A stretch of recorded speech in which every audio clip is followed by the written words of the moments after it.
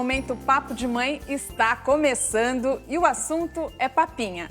A introdução alimentar é um dos temas que mais preocupam pais e mães. Nem sempre é fácil fazer o bebê aceitar novos alimentos. Nós já sabemos que a papinha não deve ser batida e não é mais indicado passar na peneira. O correto é amassar os alimentos.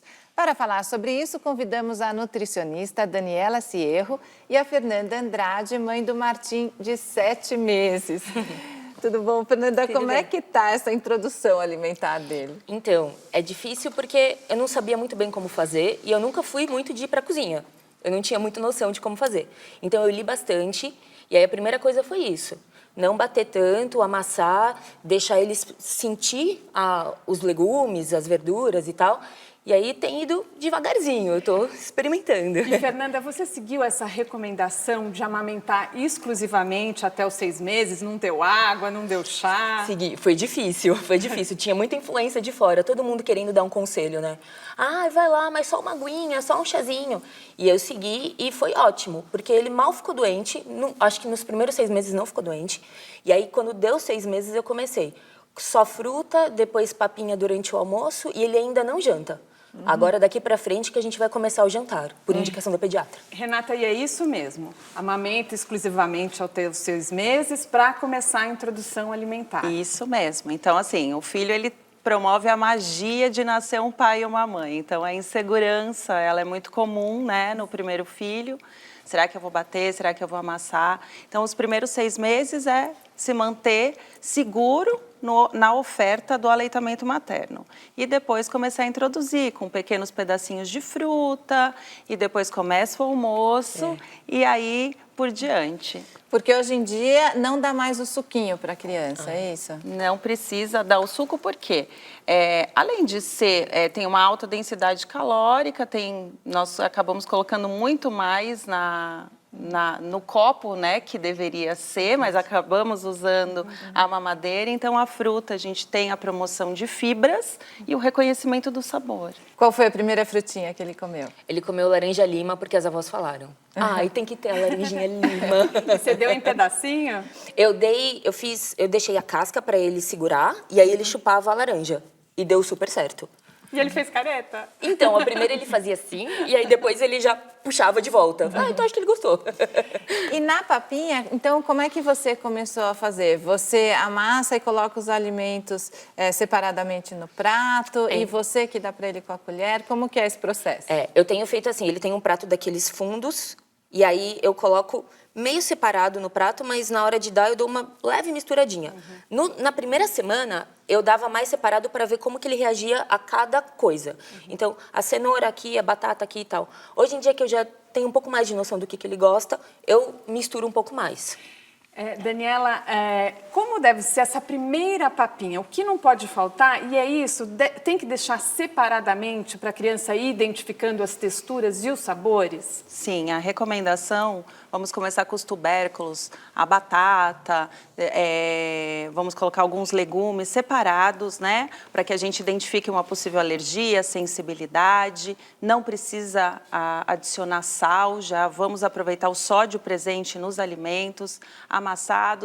Num primeiro momento, você começa a dar, se ele tiver iniciativa de pegar uma colher ou de pegar com a mão, deixe também. Promova que seja um momento de liberdade e reconhecer mesmo os sabores. E tem que ter uma proteína também, uma carne, a proteína já entra também, e ela também pode estar desfiada em pedacinhos bem pequenos, às vezes um pedaço maior, que eu sempre falo que é do tamanho do punho da criança, para ela chupar somente, sempre com supervisão de um adulto. Como é que você tem feito com as carnes?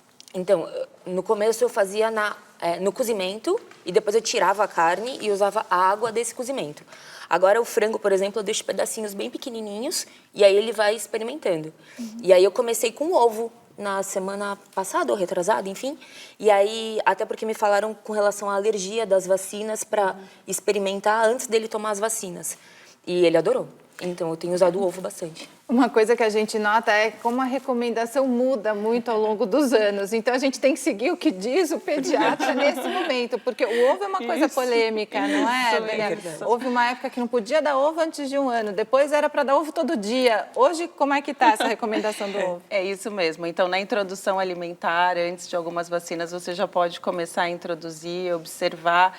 Então, existem várias linhas, né? Nós precisamos sempre seguir a orientação da Organização Mundial da Saúde. E daí dá ovo quantas vezes por semana você dá? Eu tenho dado umas 2 vezes por semana. 2 está ótimo. E tinha a questão do fígado também, né? Que tinha indicação de dar o fígado 1 vez por semana, ainda tem? Das vísceras, né? Então, assim, para estar atingindo a recomendação de ferro, nós não precisamos das vísceras por enquanto, né? Digo, logo na introdução alimentar. Com o tempo, nós vamos dar. E existem alimentos proibidos? Porque eu sei que os pais ficam muito preocupados, né? De repente, o mel, por exemplo, não pode dar. Até 1 que ano, idade? só após 1 ano que nós começamos com mel em questão do botulismo. Então, e que seja um mel que tenha no seu rótulo, né, ele seja legalizado. Muitas vezes as pessoas acabam comprando um vidro de mel sem rótulo, acaba recebendo de presente. Então, essa nossa conversa já continua, o nosso papo volta já. Continue com a gente aqui no Momento Papo de Mãe.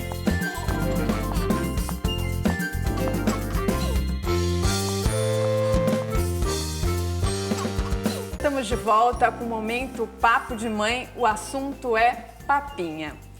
Daniela, o que fazer quando a criança rejeita um certo alimento? Porque a gente sabe ali que ela ainda está conhecendo, é tudo um aprendizado. A mãe deve insistir, o pai deve insistir. Sim, deve insistir. Então, por fazer parte desse reconhecimento, a oferta de 8 a 10 vezes do mesmo alimento, e eu digo que não precisa ser em dias consecutivos e nem a mesma preparação, é muito importante para que assim você perceba realmente se essa criança tem repulsa ao alimento ou não. Quais são as comidas preferidas do Martim e quais são aquelas que ele já mostrou que não gosta? Então, por enquanto, gostou de tudo. Até do que eu não gosto. Então, mamão, por exemplo, eu não gosto. Aí eu fui dar, ele adorou. Pensei, tá bom, né? Mas ele gostou bastante de tudo.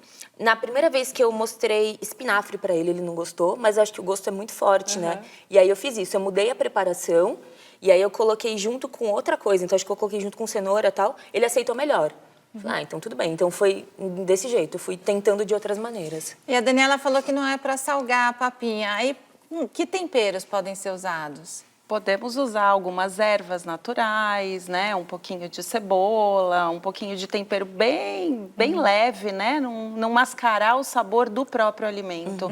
A criança, ela está naquela fase de experimentar, de reconhecer os sabores. E, Daniela, é importante variar bastante os alimentos e até colocar coisas que a gente não gosta também, né?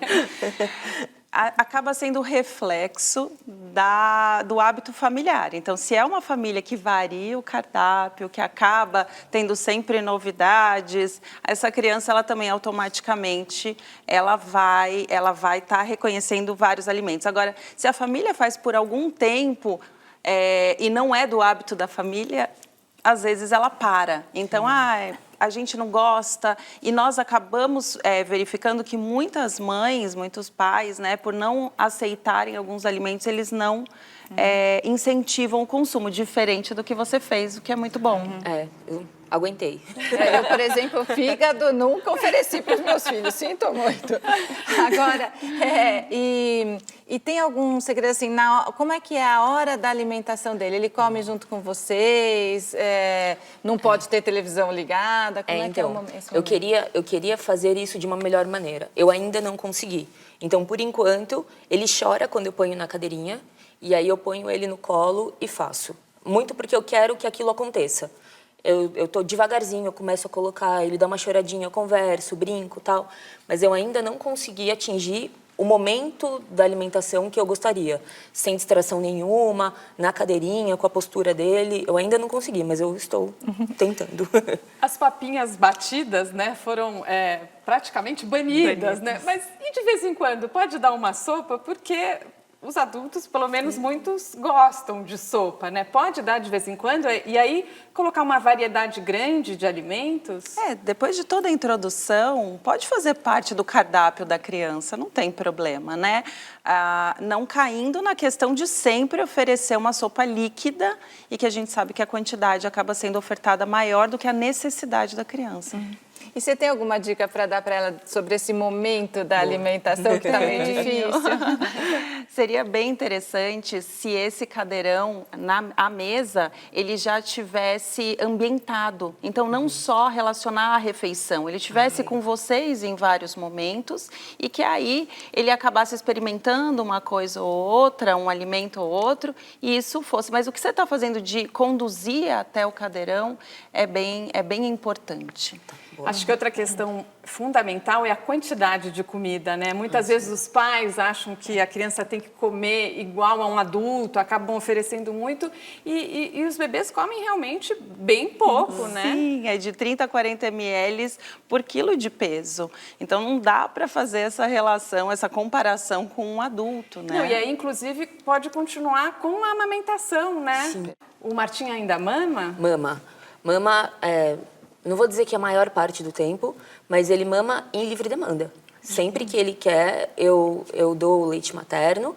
E aí eu fiz isso, é fruta de manhã, ele almoça e uma fruta à tarde. O restante ainda é leite. Então, olha, eu vou aproveitar agora que a Daniela está aqui e fazer uma pergunta enviada por e-mail pela nossa telespectadora Adriele Rodrigues, de Fortaleza, no Ceará. Ela disse o seguinte: minha filha de 8 meses tem muita dificuldade para comer. Só come mingau e às vezes sopinha, mas sendo passada na peneira. E só se for dormindo. Já fiz de tudo para ela comer de colher e não rola. Ela pode ter algum problema? É sempre importante verificar junto ao pediatra se existe alguma questão. Agora, socializar essa criança à mesa, trazer ela sempre à mesa, mesmo ela não estar participando daquelas refeições, verificar a família e usar novas estratégias, né? Trazer alimentos para pôr na mão dela. E tem que estar acordada, né? Eu fiquei preocupada que ela falou dormindo. Não pode até ter um risco de engasgo? Pode ter um engasgo, certamente. Então, assim, acordada, incentivando todo mundo, toda a família. É importante a presença da família. E alimentos crus? Outro dia eu vi uma mãe muito criticada nas redes sociais porque ela deu peixe cru. Hoje muitas pessoas comem comida japonesa e ela foi criticada porque deu peixe cru para um bebê. Sim, nós temos aí um sistema digestivo, renal, ainda em maturação. Então, as crianças não podem receber quaisquer alimento nessa primeira fase até 1 ano. Peixe pode antes de 1 ano? Não recomendo, não recomendo, principalmente... Nem cru, nem cozido? O cozido ele vai pode. entrando após a proteína do frango e da carne. Tá. E da carne de boi. O peixe já mais pra frente. O cru, você dá alimento, peixe cru? Não, sempre cozido. E o peixe, a pediatra colocou agora, 1 mês depois que começou a introdução alimentar, que ela liberou o peixe. Infelizmente, nosso tempo acabou. Eu quero agradecer a participação da Fernanda. É um prazer. E, Daniela, muito obrigada pelas orientações aqui no Momento Papo de Mãe. Obrigada. Você está nas redes sociais? Bom, eu estou no Facebook, no Daniela Cierro. Tá legal. E obrigada a você também que nos assiste. Este é o Momento Papo de Mãe. Aqui tem sempre muita informação para você. Até a próxima. Até. Tchau.